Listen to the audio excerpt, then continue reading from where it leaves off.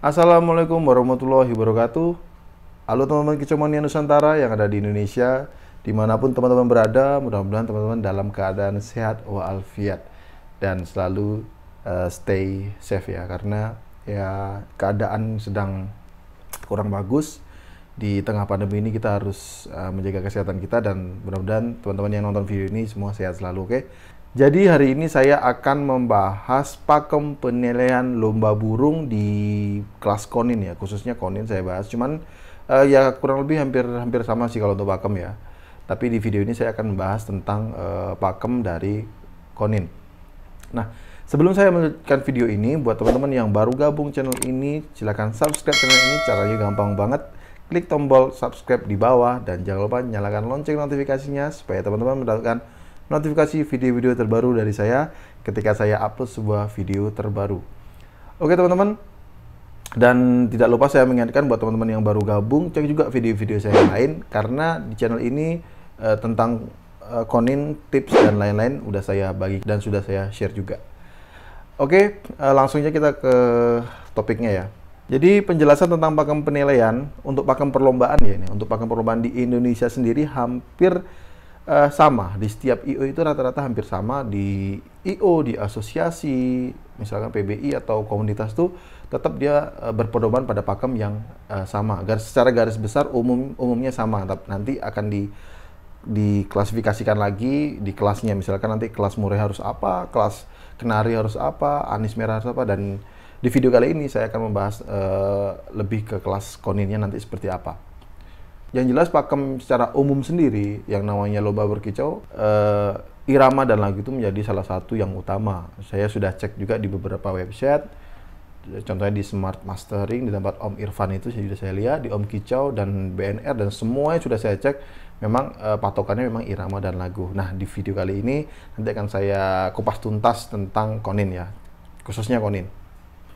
Jadi di sini saya akan menggunakan salah satu pakem khusus konin yang sudah ada, yaitu dengan menggunakan pakem KNI, Kolibri Ninja Indonesia.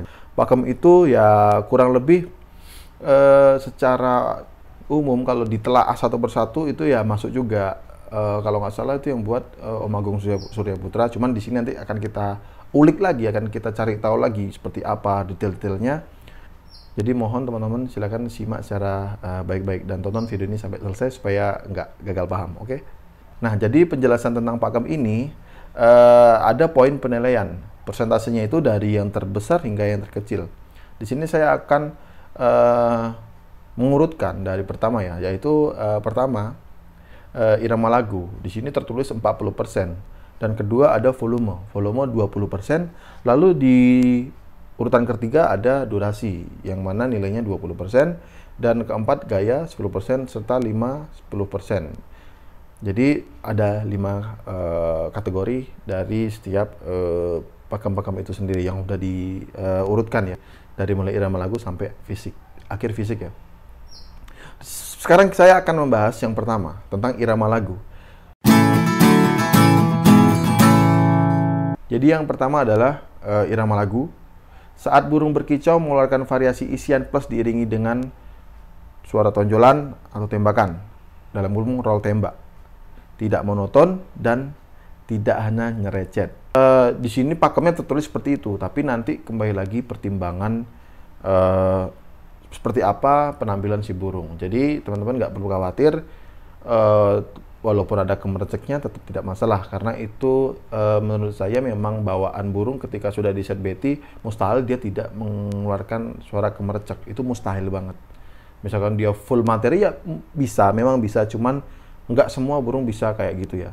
Pasti ada, dia punya ngerol untuk memindahkan lagu, itu pasti ada.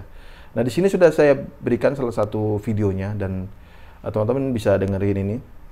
Ini dia videonya. Ini salah satu video yang saya ambil dari dari teman saya yang ada di Bali, namanya Degare. Ini koninnya atas nama Black Tiger, yang menurut saya koninnya itu secara irama lagu oke. Teman-teman bisa dengerin. Ini dia burungnya. Nah sekarang kita coba dengarkan bersama-sama ya teman-teman.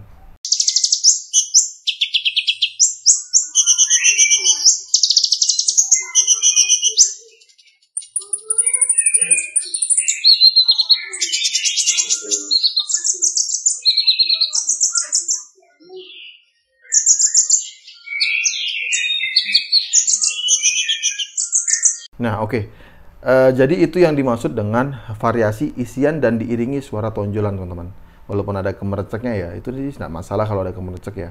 Itu merupakan satu irama lagu yang seperti itu. Misalkan burung teman-teman ada yang seperti itu, artinya burung teman-teman sudah mempunyai salah satu pakem yang sudah ditentukan, yaitu irama lagu. Nah, yang kedua adalah volume. Kita akan lanjut ke volume. Volume suara terdengar keras berintonasi, nada jelas di telinga kita, ditandai dengan buka tutup paruh lebar, tidak dengan suara leher atau mengeluarkan suara dari sedikit buka tutup paruh, hanya leher yang lebih aktif gerak gembung. Nah, maksudnya di sini volume itu jelas. Jadi yang dikeluarkan si burung itu jelas, tidak middle ya, tidak middle. Maksudnya middle di sini antara keluar sama enggak. Jadi benar-benar keluar. Nah, untuk volume yang dimaksud di pakem ini adalah volume yang suaranya terdengar jelas dan lantang. Contohnya seperti ini.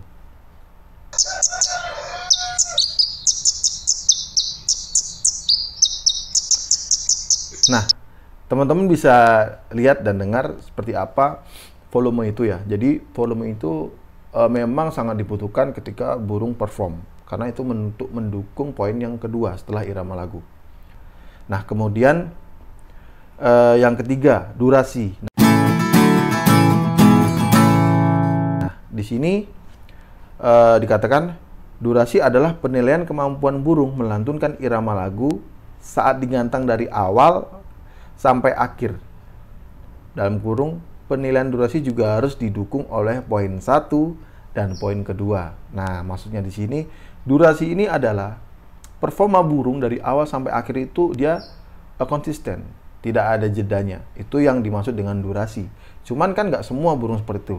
Ada yang dia minum, ada yang dia mungkin pindah tangkringan, itu kan pasti ngetem sekian detik, dia pasti ngetem sebentar ya.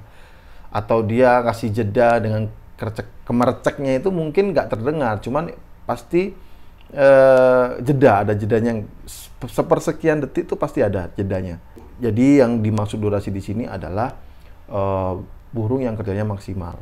Karena banyak sekali burung yang dari awal sampai akhir belum tentu kerjanya maksimal. Ada yang sudah saya katakan tadi, ada yang dia minum, ada yang dia ngetem sebentar, ada yang dia nakal turun ke bawah, nanti ada yang dia naik ke atas, ada yang ngeruji. Jadi banyak banget kemungkinan yang membuat burung itu menjadi durasinya tidak maksimal. Nah, kemudian yang keempat adalah gaya. Nah, di sini saya akan menjelaskan satu persatu karena ada beberapa poin di sini terkait dengan gaya si Colin sendiri. Di sini saya lihat gaya itu yang pertama adalah konin yang mewah adalah konin yang bergaya full ngobra dari awal gantang sampai akhir gantang.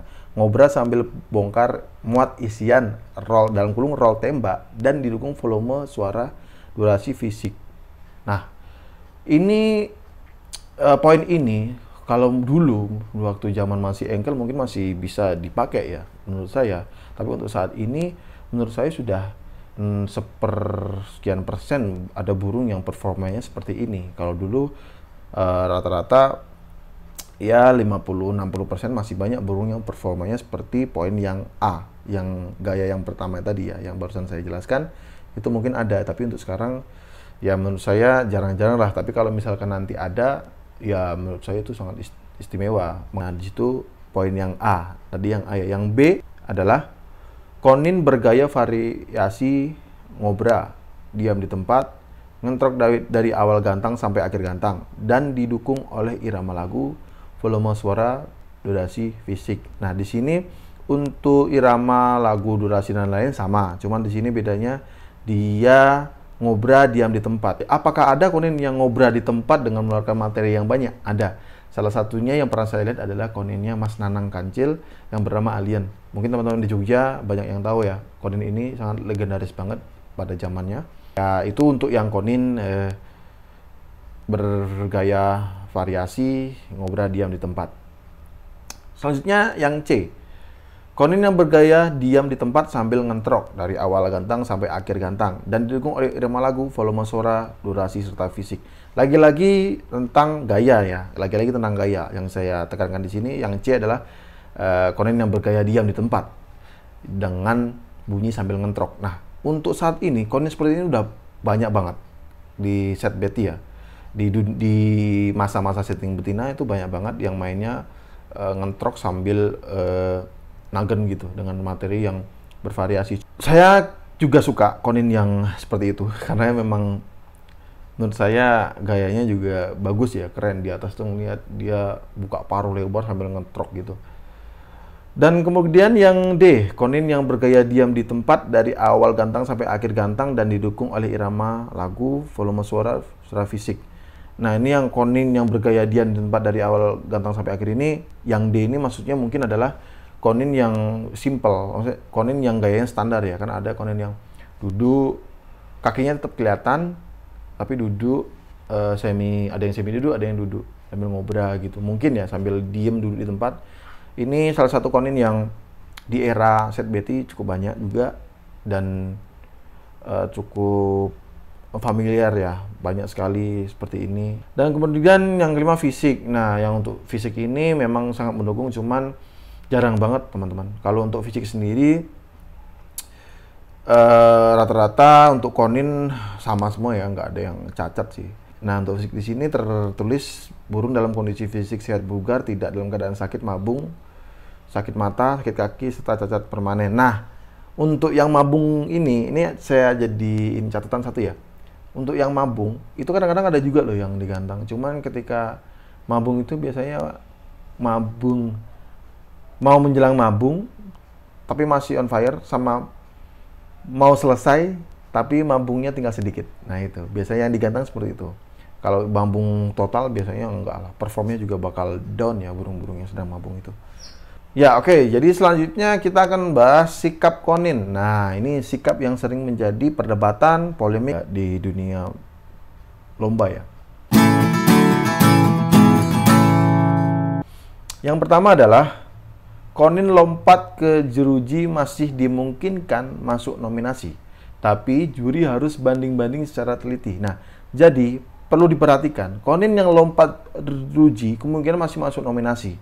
Jadi untuk para juri, ini sih biasanya juri-juri yang nggak paham ya. Kadang-kadang ngelihat burung harus nagen, jadi dia seolah-olah itu burung tadi ngeruji. Padahal kalau dilihat performnya bagus. Cuman kenapa sih gara-gara hal yang sepele, hal yang kecil, dia dibuang? Kan sayang banget. Artinya juri mencari kesalahan burung, bukan mencari kualitas. Kalau saya pribadi ketika jadi juri waktu itu, saya pasti akan tetap mempertimbangkan burung yang kualitas dulu daripada burung yang katakanlah pelanggaran.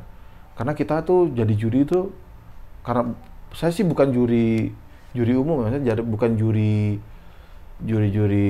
resmi ya. Saya juri hanya juri ya, juri biasa lah, berdasarkan pengalaman aja. Saya cenderung mencari burung kualitas daripada cari pelanggaran si burung. Nah kemudian konin ngampret atau konin nempel gantung jeruji atas sangkar, tidak layak juara 1 sampai 3. Kalau diambil 1 sampai 10 tidak layak juara 5 besar. Nah menurut saya sih kalau untuk yang seperti ini riskan ya, sangat riskan. Kalau udah sampai atas gitu itu udah kelihatan kurang lah. Kalau misalkan masih ruji sih nggak masalah ya, artinya cuman nabrak ruji bentar sih mas. Tapi kalau udah sampai ke atas, saya pribadi juga ya mohon maaf pasti saya buang kalau konin seperti itu, karena riskan sekali. Kemudian yang ketiga, konin turun karpet tidak layak juara, masih dimungkinkan mendapatkan toleransi apabila hanya membal atau turun hanya sesaat secepat kilat. Secepat kilat. Naik lagi itu pun tidak layak juara sampai 3. Nah konin yang turun, teman-teman mungkin sering lihat ya, konin yang turun terus ke atas. Kalau dia lama, itu biasanya di beberapa IO itu dihitungin. Cuman ada juga IO yang kejam, langsung teriak 30 turun, nah gitu. Itu ada juga seperti itu ya. Jadi turun coret, tapi ada juga yang turun langsung naik. Jadi tek tek, ada juga konin yang turun langsung naik. Itu kalau menurut saya sih nggak masalah ya, kalau cuman karena nggak mutlak ya, maksudnya nggak riskan lah kalau misalnya tek tek, artinya bisa saja itu burung kaget atau burung yang apa, mungkin di dalam ada kayak mau didatengin tawon kan, mungkin saja itu hal yang mungkin terjadi ya. Jadi menurut saya, kalau saya pribadi sih nggak masalah kalau cuman cepat ya tek tek, tapi kalau turun nyari kroto, nah itu udah riskan, itu tidak layak ya. Kemudian konin angkat kaki. Nah ini konin angkat kaki ini yang menurut saya juga tidak layak untuk juara 1-3 atau masuk 5 besar, itu tetap nggak layak karena itu sesuatu yang kurang bagus dan secara penampilan pun kurang sempurna. Jadi untuk angkat kaki pasti di setiap IO dibuang. Yang kelima, konin bunyi tidak membuka tutup paruh lebar, hanya dominan terlihat di gerakan gembung leher.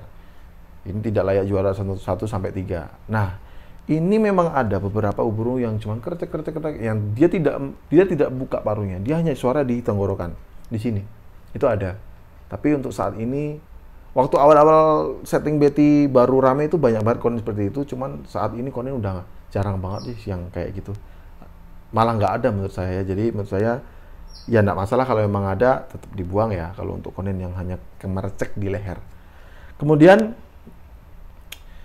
yang keenam, konin duduk deprok diam di tempat, tidak terlihat kakinya, tidak layak juara. Nah ini juga lagi-lagi jadi masalah, karena konin yang duduk kadang-kadang dia gembung. Ketika dia gembung, kakinya itu ketutupan sama gembungan dadanya. Jadi kadang-kadang